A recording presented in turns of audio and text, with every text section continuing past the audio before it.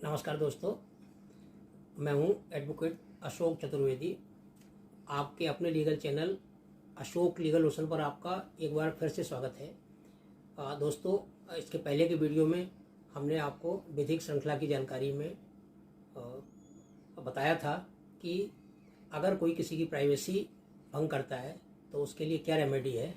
आज की श्रृंखला में हम आपको बताएंगे कि अगर कोई किसी की प्रॉपर्टी पर ज़बरदस्ती या छलपूर्वक कब्जा कर लेता है तो उस कब्जे को हटाने के लिए, उस ट्रेसपासर को सज़ा दिलाने के लिए कौन कौन से कानून हैं, कौन कौन सी रेमेडी है, तो आज हम इसी के बारे में चर्चा करेंगे। दोस्तों, अगर आपने हमारे चैनल को सब्सक्राइब नहीं किया है तो कृपया सब्सक्राइब कर लें और बेल आइकन को दबा दें ताकि मेरे आने वाले वीडियो की जानकारी आपको मिलती रहे और हमारे वीडियो को फॉरवर्ड भी करें ताकि और भी लोग लाभान्वित हो सकें। हमारे चैनल पर दी गई जानकारी पूरी तरह से फ्री ऑफ कास्ट रहती है, इस पर कोई भी चार्ज नहीं लिया जाता है तथा ये विधिक शिक्षा के लिए है। अगर कोर्ट में इसका उपयोग करते हैं तो या तो ऊपर दिए गए व्हाट्सएप नंबर पर मुझसे संपर्क कर लें या अपने वकील की राय ले लें। तो दोस्तों, हम बात करते हैं अवैध कब्जे की, पासिंग की।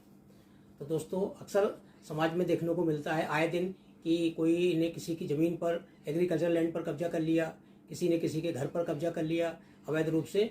तो बहुत सारी घटनाएं हमें देखने को मिलती रहती हैं। तो अब प्रश्न ये उठता है कि इनका क्या इलाज है, क्या इनकी रेमेडी है।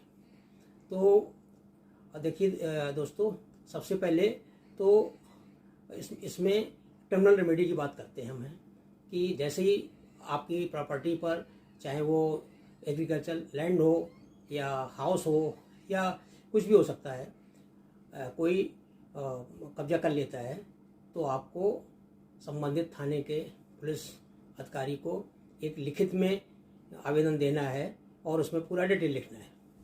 इसके बाद अगर उस आवेदन पर कार्रवाई नहीं होती है तो आप उनके सीनियर अधिकारी को लिख सकते हैं और उस आवेदन में आपको जो भी घटना हुई है, जो भी पूरे तथ्य हैं, उनको विस्तार से लिखना है।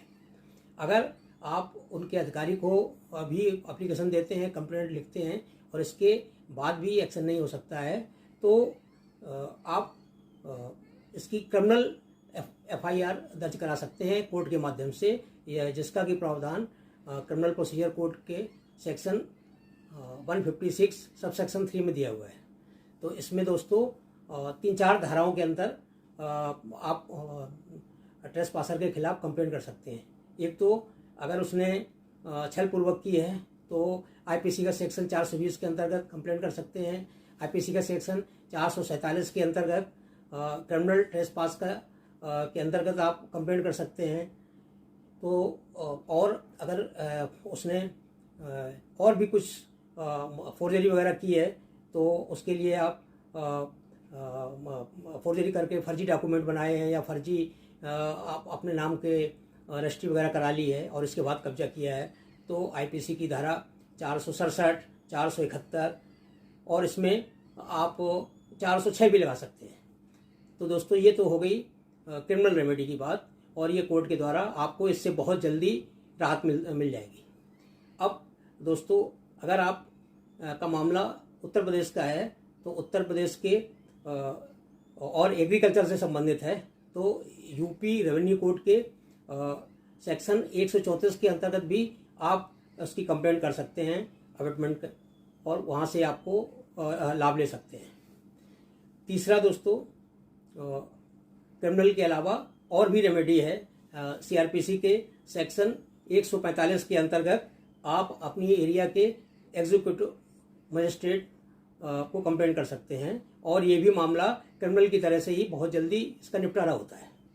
अब दोस्तों, अगर आपने यूपी रेवेन्यू कोड सेक्शन 134 के अंतर्गत कंप्लेंट दाखिल की है और एग्रीकल्चर लैंड से संबंधित मामला है तो आप इस के अंतर्गत अपने एरिया के SDM या तहसीलदार को एप्लीकेशन दें और उससे आपको फ़ायदा मिलेगा और आपको सहायता मिलेगी। अब आते हैं दोस्तों इसकी सिविल रेमेडी की, दीवानी रेमेडी की। तो सिविल रेमेडी में साथियों एक स्पेशल रिलीफ एक्ट है। तो जो स्पेशल रिलीफ एक्ट है इसमें शर्त ये रहती है कि किसी ने आपको आपकी प्रॉपर्टी पर कब्जा किया हो और उस प्रॉपर्टी पर कब्जा किए हुए कम से कम 6 महीने हो गए हो। मतलब स्पेसिफिक रिलीफ एक्ट में मुकदमा आप 6 महीने के बाद ही कर सकते हैं। तो एक ये भी रेमेडी है। तीसरा, आप अपनी एरिया के डिस्ट्रिक्ट कोर्ट में सिविल नेचर का मुकदमा दायर कर सकते हैं और इस स्पेसिफिक रिलीफ एक्ट के अंतर्गत नॉर्मल भी आप मुकदमा सिविल का मुकदमा कायम करा सकते हैं। तो इस तरह से दोस्तों आप आपकी प्रॉपर्टी पर अवैध रूप से कब्जा करने वाले को आप सज़ा दिला सकते हैं और अपनी प्रॉपर्टी पुनः प्राप्त कर सकते हैं। तो मैं समझता हूं दोस्तों ये जानकारी आपको अच्छी लगी। धन्यवाद।